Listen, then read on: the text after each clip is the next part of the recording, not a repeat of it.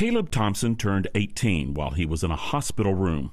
What this birthday picture doesn't show is how becoming an adult also changed things for his parents, Deanne and David Thompson.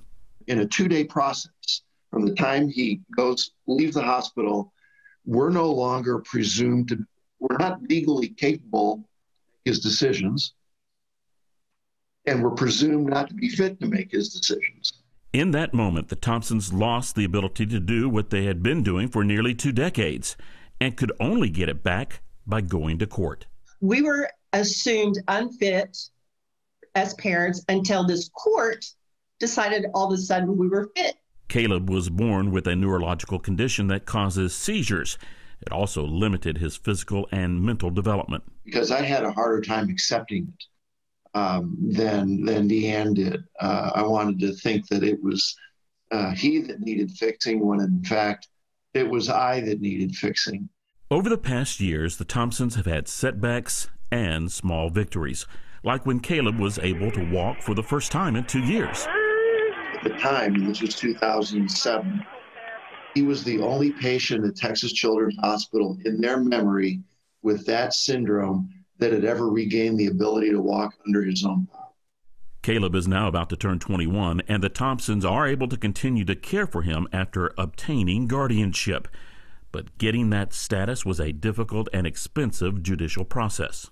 We started this process when he was 17, and it took almost a year. It took $5,300. It took a lot of time. I don't know how many hours filling out papers, meeting with people, going to court, just so that we could keep doing what we were doing. That just seemed crazy to me. The fight has now moved to the state capitol to cut the red tape. And it was an outrage to me as a mother. Mad Mama, that's what I told Steve Allison. Steve Allison is the state lawmaker who is helping the Thompsons take on the system. When I spoke to him, he said that he was surprised that this kind of roadblock existed. Every once in a while we could find something where we can apply common sense and really do some good for a family and protect the relationship. And this is it. HB 1675 streamlines the process for parents who want to retain guardianship after their children become adults. A key part is an exemption from a full court hearing. The bypass is only for parents with no complaints of abuse, neglect, or a criminal history. Requires a letter from a treating physician or a psychologist certified by the Health and Human Services. So there's plenty of protections built in. HB 1675 is pending before the House Judiciary Committee.